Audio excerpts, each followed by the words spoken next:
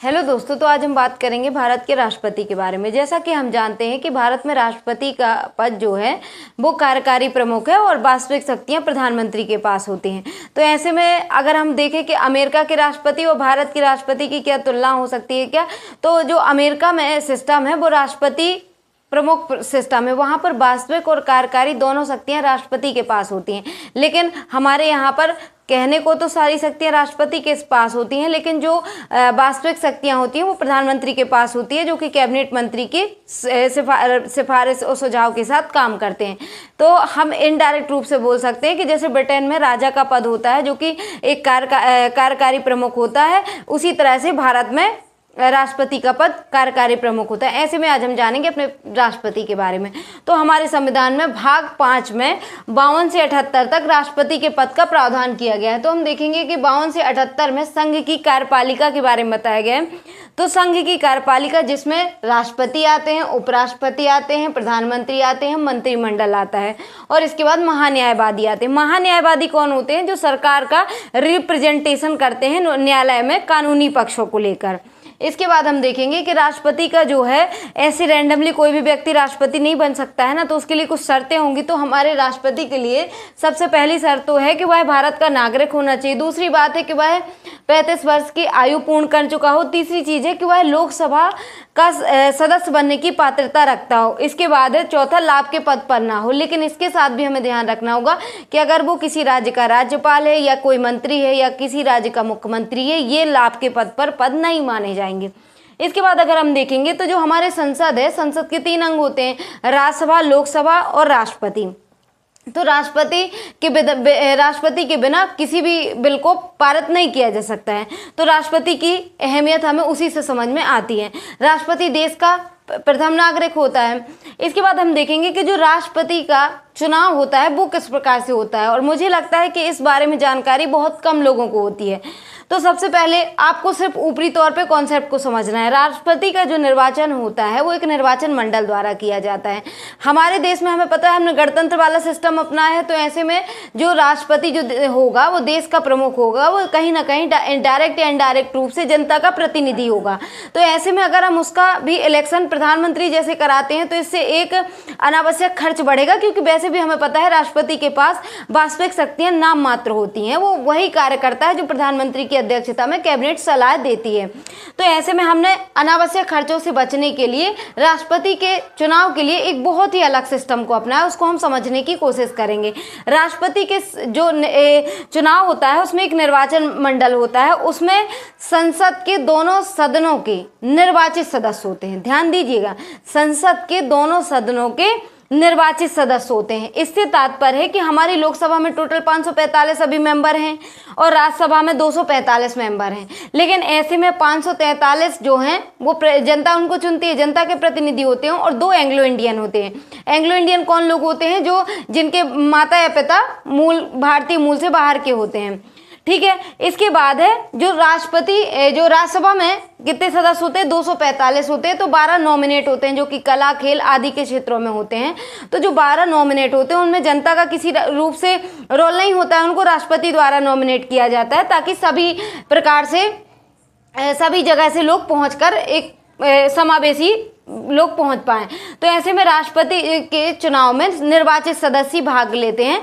तो 233 जो निर्वाचित सदस्य हैं वो भाग लेते हैं। तो आप पहला समझ गए, जो निर्वाचक मंडल होगा उसमें संसद के दोनों सदनों के निर्वाचित सदस्य भाग लेंगे जिनको जनता ने चुना है। दूसरी चीज है राज्य विधानसभाओं के भी निर्वाचित सदस्य लेंगे पार्टिसिपेट। और तीसरा है केंद्र शासित प्रदेश 2, दिल्ली और पुदुचेरी, जिनकी स्वयं की विधानसभा है, वहां के निर्वाचित जो सदस्य होंगे वो इनके चुनाव में भाग लेंगे।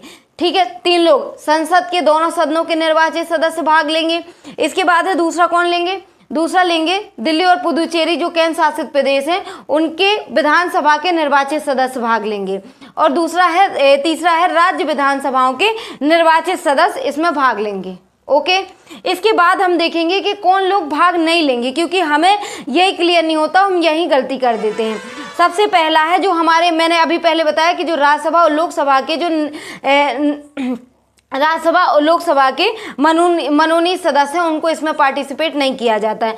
इसके बाद राज्य विधान परिषद, राज्य विधान परिषद क्या होती है, जिनको इनडायरेक्ट रूप से विधानसभा के लोग ही चुने जाते हैं, तो वो लोग भी इसमें पार्टिसिपेट नहीं करते। और दिल्ली और पुदुचेरी के जो मनोनीत सदस्य होते हैं वो लोग भी इसमें पार्टिसिपेट नहीं करते हैं।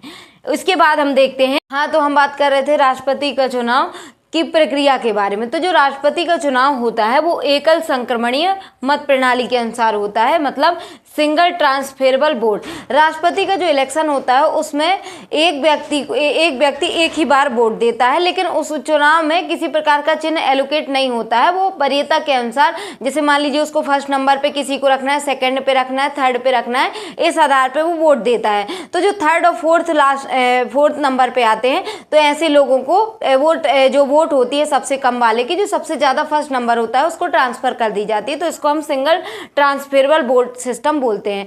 जैसे कि राष्ट्रपति के जो इलेक्शन होता है तो उस टाइम पे कुछ पॉलिटिकल पार्टियां इसका मिसयूज भी करती हैं। किसी भी व्यक्ति को कोई भी व्यक्ति राष्ट्रपति के लिए प्रस्ताव रख देता है, ऐसे में हमने एक नियम बना दिया कि इसके लिए हमें नामांकन के लिए 50 प्रस्तावकों और 50 अनुमोदकों की आवश्यकता होती है, ताकि राष्ट्रपति के चुनाव में गंभीर व्यक्ति खड़े हो सके और एक गंभीरता से इसके चुनाव को लिया जाए। अब हम देखेंगे कि इस जो ये सबसे मैटर करती है जब इसमें राज्यों की विधानसभा के जो विधायक हैं वो वोट देते हैं, तो इसमें वोट 1 या 2 नहीं काउंट किया जाती है, इसमें वोटों का मूल्य होता है। इसी को हम बोलते हैं अनुपातिक प्रणाली या अनुपातिक प्रणाली। ये जो दोनों सिस्टम है, एकल संक्रमणीय मत प्रणाली और अनुपातिक प्रणाली, ये दोनों हमने व्यवस्था फ्रांस से ली है।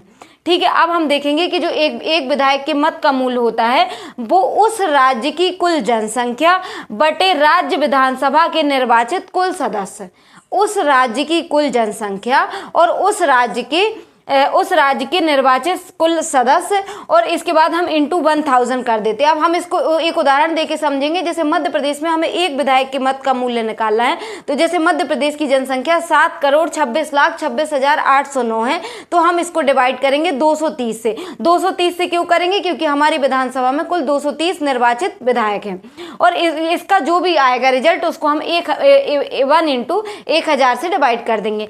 इसके बाद हम जब एक सांसद के मत का मूल्य निकालेंगे तो सभी राज्यों के विधायकों के मतों का कुल मूल्य, सभी राज्यों के निर्वाचित विधायकों के मतों का कुल मूल्य बटे संसद के निर्वाचित सदस्यों की कुल संख्या, बटे संसद के निर्वाचित सदस्यों की कुल संख्या, जो भी सभी राज्यों के विधायकों के मतों का मूल्य निकलेगा उनका टोटल, और बटे संसद के निर्वाचित सदस्यों की कुल संख्या, इसको डिवाइड कर देंगे। जब इसका जो भी रिजल्ट आएगा, तो हमने जो ये 1 लिखा है इससे मेरा तात्पर्य है एक विधायक के मत का मूल्य और यहाँ पे है एक सांसदों के मतों का मूल्य। इन दोनों को हम टोटल करेंगे, कुल विधायकों के मतों का मूल्य और कुल सांसद के मतों का मूल्य, तो जो भी आएगा उसको 2 से डिवाइड करेंगे। इसके बाद जो भी आएगा उसमें 1 प्लस ऐड कर देंगे।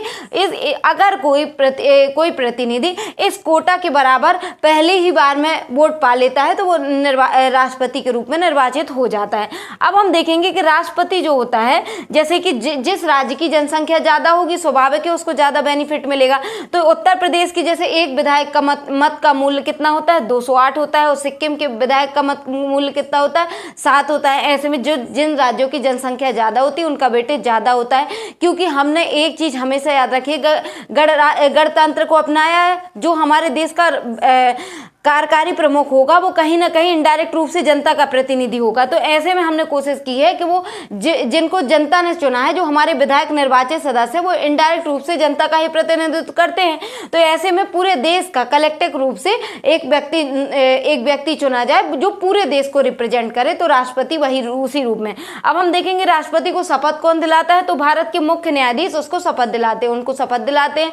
और इसके साथ ही अगर मान लीजिए मुख्य न्यायाधीश उपस्थित नहीं है तो वरिष्ठतम न्यायाधीश उनको शपथ दिलाते हैं। राष्ट्रपति अपना त्यागपत्र किसको देते हैं? उपराष्ट्रपति को देते हैं। इसके बाद है, अगर किसी कारण से राष्ट्रपति का पद खाली हो जाता है तो 6 महीने के अंदर हमें पुनः चुनाव कराना होता है। दूसरी चीज है कि अगर राष्ट्रपति अपने पद पर नहीं है तो उपराष्ट्रपति राष्ट्रपति के रूप में 6 महीने तक कार्य कर सकते हैं। अगर हम देखें कि जो अमेरिका में है, हमारे यहाँ पे क्या सिस्टम है कि राष्ट्रपति का कार्यकाल 5 वर्ष का होता है, उसके बाद वो कितनी भी बार पुनः निर्वाचित हो सकता है। लेकिन इसके विपरीत अमेरिका में एक व्यक्ति 2 बार ही मैक्सिमम राष्ट्रपति बन सकता है, और जबकि इंडिया में कोई भी व्यक्ति कितनी भी बार राष्ट्रपति बन सकता है। और अमेरिका का राष्ट्रपति, उसके पास वास्तविक और कार्यकारी दोनों शक्तियां होती हैं, जबकि भारत के राष्ट्रपति के पास सिर्फ कार्यकारी शक्तियां होती हैं। और जो भारत में जो भी इंडिया के बाहर व्यक्ति हो, कोई भी विदेश मंत्री हो, कोई भी व्यक्ति हो, वो भी रिप्रेजेंट करता है तो इनडायरेक्ट रूप से हमारे भारत की राष्ट्रपति के परमिशन के अनुसार ही करता है। और भारत का राष्ट्रपति हमारे, और सबसे इम्पोर्टेंट राष्ट्रपति के इलेक्शन में क्या चीज़ होती है कि कोई भी पॉलिटिकल पार्टी जो रूलिंग पावर में होती है और जो नहीं भी होती है वो व्हिप जारी नहीं कर सकती। व्हिप से तात्पर्य होता है कि जब पॉलिटिकल पार्टी किसी को निर्देश दी है कि व्हिप जारी कर देती है कि आपको उसी के अनुरूप कार्य करना है, तो राष्ट्रपति के इलेक्शन को व्हिप से परे रखा गया है ताकि जो इलेक्शन हो वो एक स्वतंत्र निष्पक्ष तरीके से हो सके, क्योंकि राष्ट्रपति हमारे देश का प्रतिनिधित्व करता है। तो ऐसे में राष्ट्रपति के इलेक्शन में व्हिप प्रणाली को अपनाया गया। दूसरी चीज है गुप्त मतदान को अपनाया गया है, जिसमें आप अपनी अंतरात्मा की आवाज सुन करके किसी भी तरह से डिसीजन ले सकते हो। हमारे देश के एकमात्र राष्ट्रपति नीलम संजीव रेड्डी जी एकमात्र निर्विरोध राष्ट्रपति चुने गए, जिसमें किसी तरह का प्रतिद्वंदी नहीं था। Thank you very much.